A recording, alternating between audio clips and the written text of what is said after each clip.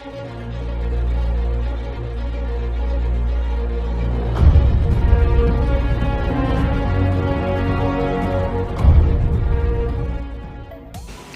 Student, स्वागत है आप सभी का आपके अपने Hindi YouTube channel home education point में। फ्रेंड्स, आज हम एक्सरसाइज 3.3 10th क्लास के क्वेश्चन करने जा रहे हैं। कुछ इस प्रकार हैं। निम्नलिखित समीकरणों को प्रतिस्थापन विधि से सरल कीजिए। तो सबसे पहला क्वेश्चन हमने लिया है। सबसे पहला क्वेश्चन क्या है, आपको ये प्रतिस्थापन विधि से सॉल्व करना है। क्वेश्चन है x plus y is equal to 14, समीकरण फर्स्ट है ये, और समीकरण सेकंड है आपकी x minus y is equal to 4 मतलब 4।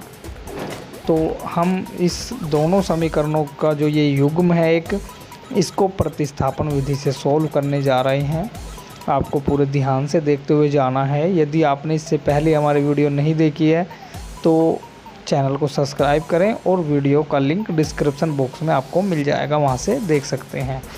तो आप इस तरह के क्वेश्चन को करने के लिए कोई सी भी एक समीकरण लेंगे जिससे आप x या y की वैल्यू निकाल लेंगे। तो हमने यहाँ पे समीकरण 2 ली है, और इससे हमने क्या किया है, y का जो पक्षांतर है कर दिया, और ये y यहाँ पे माइनस था, यहाँ पे पक्षांतर करने के बाद में प्लस हो गया।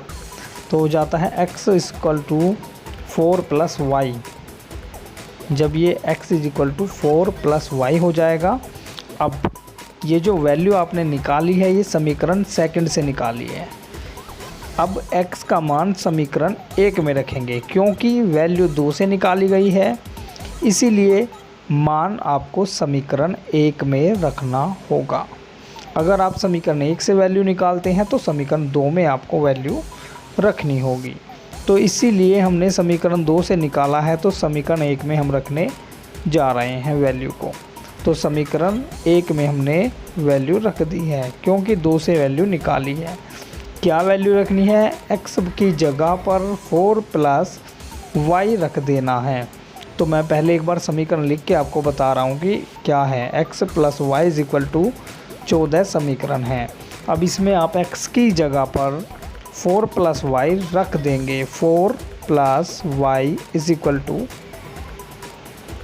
14। 4 plus y is equal to 14। तो 2 बार इसमें y आया हुआ है, क्योंकि एक y समीकरण में पहले से था और एक अब आया है। तो दोनों को जोड़ के हम 2y कर देंगे। तो ये हो जाएगा 4 प्लस 2y बराबर 14। अब हम 4 का पक्षांतर करेंगे, इसको राइट हैंड साइड की तरफ लेके आएंगे, तो इसका चिन्ह बदल जाएगा, माइनस का हो जाएगा। तो ये हो जाएगा 2y is equal to 14 minus 4।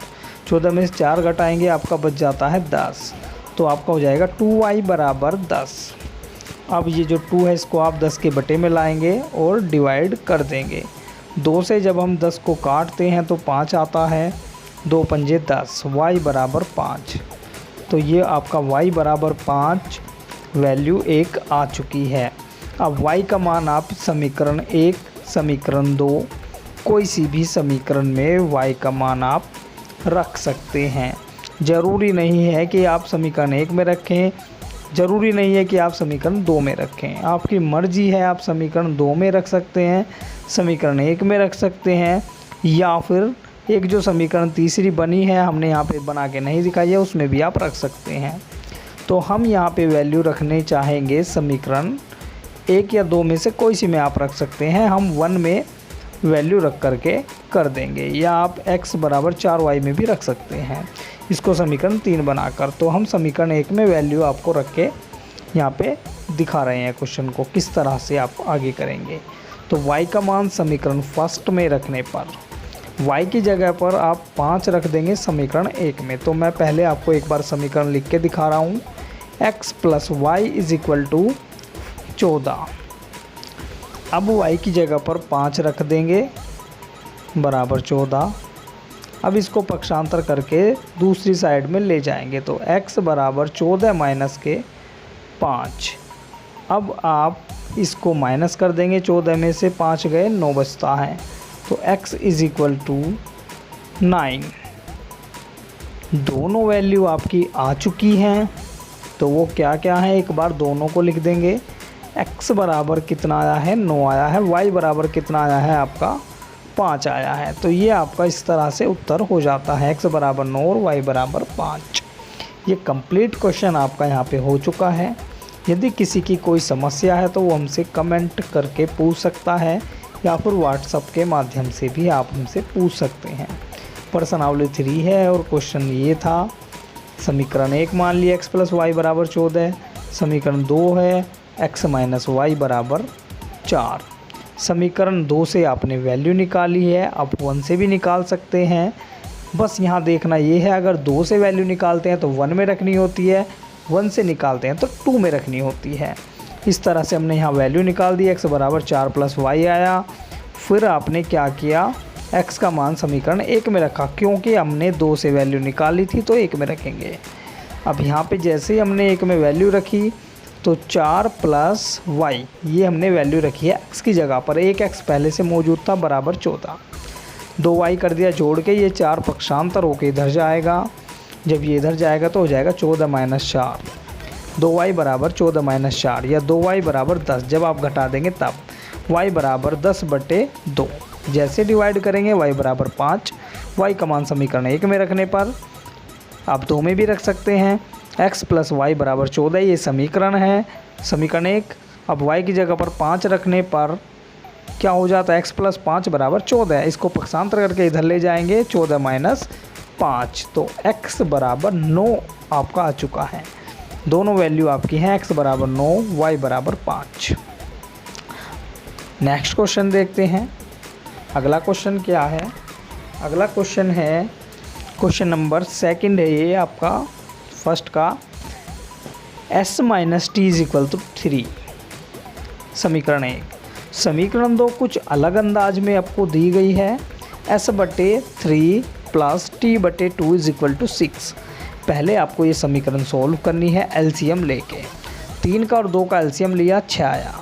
अब 3 से भाग दिया, 2 आया, 2 की s में मल्टीप्लाई की, प्लस का चिन्ह लगाया, 2 से भाग दिया, 3 आया और t में मल्टीप्लाई कर दी बराबर 6। अब क्रॉस मल्टीप्लाई करेंगे क्योंकि बीच में बराबर का चिन्ह आया हुआ है। इस 6 की मल्टीप्लाई हम इस 6 में कर देंगे, 6 छंग 36। ये समीकरण आपकी 2 हो जाती है सॉल्व करने के बाद। मैंने आपको सॉल्व करके यहाँ पे समीकरण 2 को बता दिया है, यहाँ पे समीकरण 2 बनी है। अब आप समीकरण 1, समीकरण 2 किसी में से भी वैल्यू निकाल सकते हैं, मर्जी आपकी है। आप s की वैल्यू निकालो चाहे t की वैल्यू निकालो। तो समीकरण 1 से हम करते हैं, समीकरण 1 से मान निकालते हैं s का। समीकरण 1 मैंने यहाँ पे लिख दिया। अब t का पक्षांतर करेंगे, t का चिन्ह बदल जाएगा, s बराबर 3 प्लस t हो जाएगा। अब हमने क्योंकि वैल्यू एक समीकरण से निकाली है तो दूसरी समीकरण में रखनी पड़ेगी, तो s का मान समीकरण हम दूसरी में रखेंगे क्योंकि मान 1 से निकाला गया है। ये समीकरण सोल्व करके इतना आया था, समीकरण 1 से वैल्यू निकाली गई है, इस 2 समीकरण में रख दी जाएगी। s का मान समीकरण 2 में रखने पर s जो हमारा आया है, s का मान समीकरण 2 में रखने पर, अब जहाँ पे समीकरण 2 में s दिया गया है उस जगह पर हम 3 प्लस t रख देंगे। 2 इंटू 3 प्लस t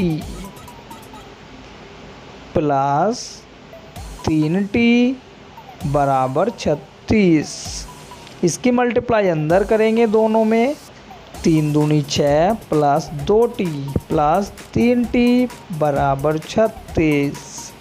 दोनों को जोड़ेंगे 5t हो जाएगा और 6 यहाँ पे ऐसा ही बराबर 36। अब 6 का पक्षांतर करके दूसरी साइड लेके आएंगे, 5t बराबर 36 माइनस 6। अब 36 में से 6 घटाएंगे तो आपका कितना बचता है, 30 बचता है।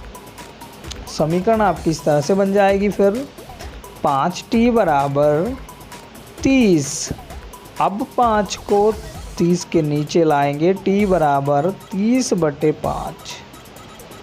काट देंगे 5 छंग 30, t बराबर 6 आपका उत्तर आ जाता है। दोनों उत्तर यहाँ पे लिखेंगे। t का मान अभी तो एक पार्ट आपका रहा है, जो एक पार्ट रहा है उसको करेंगे t का मान समीकरण 1 में रख देंगे। आप 2 में भी रख सकते हैं। समीकरण 1 में t का मान रख दिया, s minus 6 is equal to 3। पक्षांतर करके दूसरी साइड ले जाएंगे, 6 को प्लस का हो जाएगा। s बराबर 3 प्लस 6 या 6 प्लस 3, दोनों जोड़ेंगे तो 9 हो जाएगा। s बराबर 9, दोनों वैल्यू लिख देंगे। t बराबर 6 आया है, s बराबर 9 आया है। तो इस तरह से आपका क्वेश्चन सॉल्व हो जाएगा, आपका उत्तर आ जाएगा। इसी तरह से आपको बाकी दिए हुए क्वेश्चन सॉल्व कर लेने हैं। यदि किसी भी छात्र या छात्रा को कोई प्रॉब्लम आती है तो वो हमसे कमेंट बॉक्स में संपर्क कर सकते हैं या फिर व्हाट्सएप से भी पूछ सकते हैं। आशा करते हैं कि ये वीडियो आपको बहुत पसंद आया होगा। यदि वीडियो पसंद आया हो तो लाइक, चैनल को सब्सक्राइब और कमेंट करना बिल्कुल ना भूलें। मिलते हैं अपनी अगली वीडियो में, तब तक के लिए जय हिंद।